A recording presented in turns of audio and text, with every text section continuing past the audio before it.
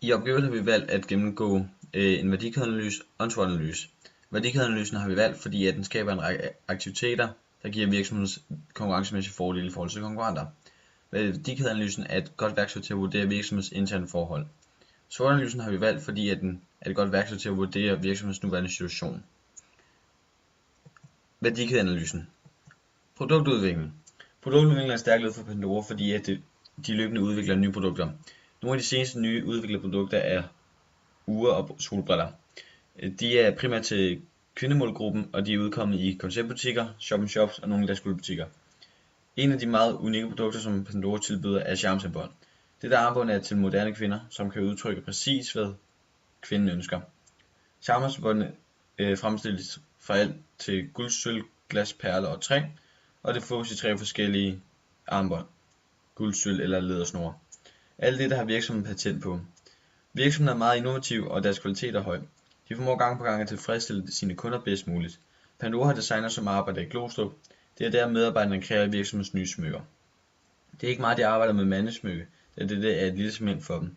Så viser det sig, at mandlige segment er i fremgang.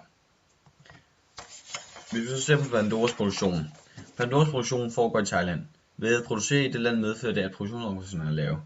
Dog i form af, at virksomheden i efteråret indvier deres 3. fabrik i Thailand, kan det forøge deres omkostninger på produktionen. Men virksomheden er sikker på, at den stigende vækst, og det er det, at afgørelsesfaktoren for at etablere en ny produktionsenhed falder på. Virksomheden har i dag over 4.500 medarbejdere i hele koncernen, hvilket også viser sig i deres effektive produktion, som Pandora har.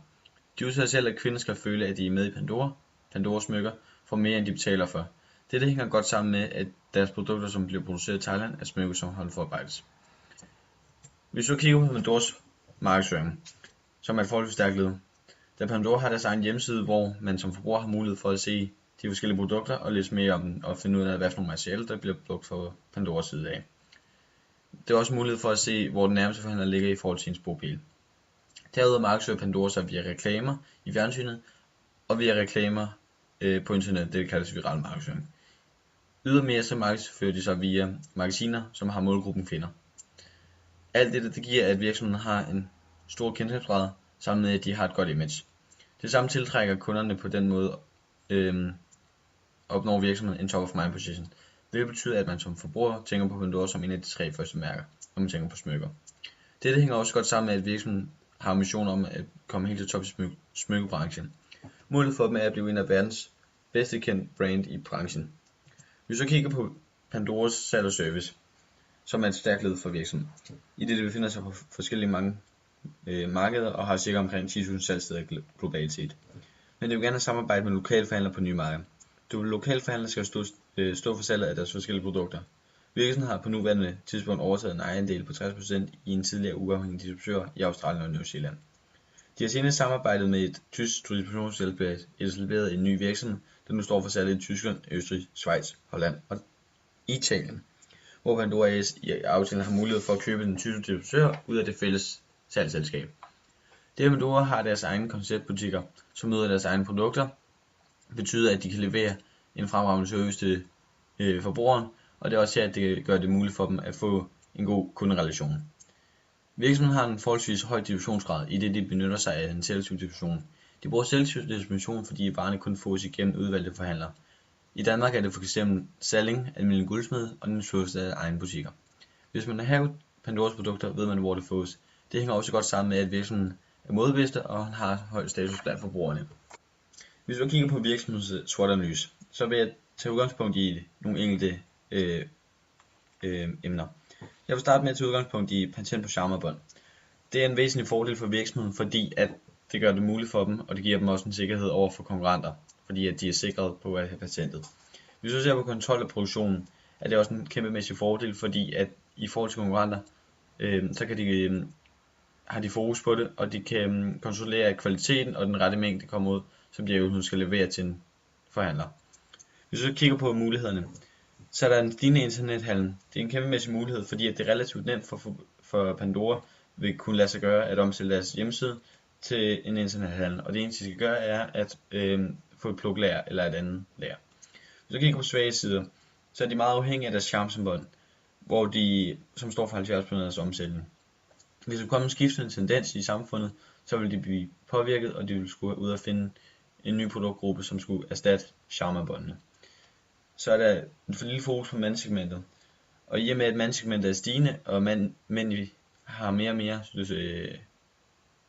styr på accessories og smykker, er der en stor mulighed for dem her. Men som det ser ud lige nu, så er det en svag side, fordi de ikke gør noget ved det. Hvis du kigger på trusler, så er det, som det ser ud nu, så er kopivarer helt klart det største problem for dem, fordi at kopivarerne går ud og presser dem så meget på prisen i forhold til deres egne produkter. Og det gør det også svært for forbrugerne at se forskel på kopivarer og originaler, og hvem kan egentlig se forskel. Det er her, hvor Pandora skal ud og gøre en forskel, og se hvad de gør for at forhindre kopivarer. Jeg vil nu komme med en delkonklusion på SWOT-analysen og værdikædeanalysen. Hvis vi starter med at se på værdikædeanalysen, så ligger Pandoras kernekompetence helt klart inden for produktudvikling og salg og service. Produktudvikling, fordi at det er her, hvor de virkelig kan komme med nye tiltag til forbrugeren og komme med nye udviklinger på nye produkter, og de kan komme med nye produkter, som i eftergrunden skal afspejle sig i deres omsætning og skal gøre det bedre der. Det er også her i fremtiden, at de skal gøre det godt, fordi at der vil komme måske nye tendenser inden for hvad forbrugerne ønsker på nye produkter. Hvis du ser på salg og service, så er det helt klart deres rigtig stærk side lige nu, fordi at de er så globalt set, og de er så ude omkring med de 10 forskellige salgssteder, er det her, hvor de virkelig er repræsenteret. Det er også her, hvor de kommer tæt på kunden, og det er her, hvor de virkelig leverer sig selv. Det er også en af deres distributionsstrategier med, at de kommer så rundt omkring og tilbyder mange forhandlere. Og så vil jeg gå til opgave 7. Redegør for faktorer, som har betydning for valget af distributionsform på de nye eksportmarkeder Rusland, Kina og Indien. Jeg vil starte med at lægge ud med eksportkompetencer. På det kinesiske marked har de gjort det, at de har fundet en samarbejdspartner, en kapitalstærk partner, hvor distributionsformen er, at Pandora har udvidet deres informationssøgning til en ekstern partner. Det er dermed med til at løse nogle af deres eksportkompetencer, blandt andet viden om markedet, kendskab til kulturen og kapitalressourcer. En vis form for viden og eventuel viden om efterspørgslen fra eksportkunderne. På det russiske marked har de gjort det, at de har oprettet internethandel, fordi at tendensen blandt internethandel blandt det russiske folk er meget stigende. For at trænge ind på det russiske marked har de valgt den strategi, der hedder franchise, som gør det muligt at oprette konceptbutikker. Og det har de gjort i de største millionbyer, og senere hen vil de komme med shop-in-shops og guldbutikker i de større byer. På det indiske marked afvender de lidt deres strategi nu, og det er svært at finde ud af, hvad de gør. Men det virker til, at de vælger den strategi, som de også gjorde i Kina, fordi markederne minder meget om det hinanden, også forbrugerne. Men selvom forbrugerne i Indien er mere vestligt præget, så er de også mere opmærksomme på det. Når Pandora vælger eller forhandlere, så er de jo meget opmærksomme på deres CSR-politik, fordi de selv er meget opmærksomme på deres CSR-politik. De er meget opmærksomme på, at deres ansatte har gode levevilkår og har en god standard på arbejdet, og lønvilkårene er fine. Derfor er det også vigtigt for dem, at deres forhandlere har en god CSR-politik og har et godt forhold til dem. Fordi det er vigtigt for dem ud til pressen, men også til deres kunder, at vise, at de går meget op i det her. Hvis du kigger på nogle af Pandoras divisionsmarkeder, så har de deres konceptbutikker. Konceptbutikkerne er der, hvor Pandora har helt klart det mest påvirkelse. Det er her, hvor der både er facade, inventar og udstillinger af Pandoras produkter. Det er også Pandora uddannede medarbejdere. Og her sælger de hele deres kollektion, alle deres kollektioner. Og det er butikker på omkring 40.000 kvadratmeter. Så har de shop-in-shops, hvor det også er Pandora inventar, men hvor de kun sælger mellem 4 og 5 kollektioner. Men det er også forholdsvis store butikker. Så er der guldforhandlerne, hvor Pandora sælger omkring 4 til 5 kollektioner, og det er ikke lige så store butikker. Sølvforhandlerne er små butikker, eller i hvert fald små områder med Pandora-produkter, hvor der sælges omkring 3 kollektioner. Og så er der hvidforhandlere, som ikke er særlig vigtige i deres omsætning, men heller ikke har særlig mange kollektioner og særlig meget påvirkelse på Pandoras produkter. Hvis du kigger på Pandoras forventninger til deres distributionskanal, så forventer de sig, at den generelle styrke for dem er, at de har en god erfaring inden for salg, i og med at de har så mange år på banen. Men de kigger altid over, når de skal trænge ind på et nyt område, af hvordan markedet ligger, hvad for en information de kan bruge. Men de er også opmærksomme på at fortælle om deres image rundt omkring, selvom at de fleste markeder godt kender til dem. Hvis vi ser på deres produkt, der er de også meget opmærksomme på at fortælle dem om deres kernekompetence, om hvor dygtige de er inden for produktudviklingen, fordi at de har det her unikke produkt. Det er også rigtig godt for dem, at de har deres eget produktionsselskab i Thailand, fordi at de kan være med til at kontrollere kvaliteten, men også mængden, så de får det rette ud til deres forhandlere. Det er også en god garanti for forhandlerne, så mange er villige til at investere mange penge i Pandora. Hvis vi ser på markedsføringen, så skal de markedsføre sig til deres kunder, men også til deres forhandlere. Og det er så her, hvor skal undersøge den viden om forhandlerne og deres kunder. Men i og med, at de bruger meget forhandlere, så skal de bruge så meget markedsføring via fjernsyn. Så derfor er det, at man ikke ser så meget til det. Men det her er, at de bruger de 4 P'er, og egentlig også nogle gange de 7 P'er, med højde for physical evidence og parametermæssigt i det hele taget, for at finde ud af, hvordan de kommer bedst omkring deres promotion-tiltag.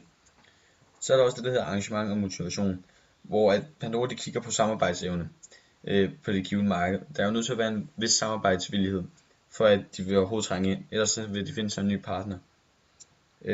Ydermere så kigger de på den her markedsinformation om, hvordan markedet er, og hvor meget efterspørgsel der er fra kundernes side af. Ydermere så kigger de på finansieringen, fordi at de er nødt til på nogle markeder at finde distributionskanaler til at finansiere deres indledende salg til at introfasen. De benytter sig af den distributionsform, der kaldes direkte investering. Og det gør de, fordi de har en produktion, som foregår i Thailand. Nogle af de fordele, der er ved direkte investering, er, at de kan kontrollere, og de har styringsmuligheder af produktionen. De kan også udnytte produktionen meget bedre, og det giver et godt image ud til eksportmarkederne. I og med at de kan bedre transportere varerne ud til. Så kan de udnytte omkostningsfordele. Det vil sige, at fordi at de producerer i Thailand, så har de lave produktionsomkostninger, og de har heller ikke lige så høje lønomkostninger. Så derfor så producerer de billigt, og de kan stadig sælge højt, så fortjenesten er bedre.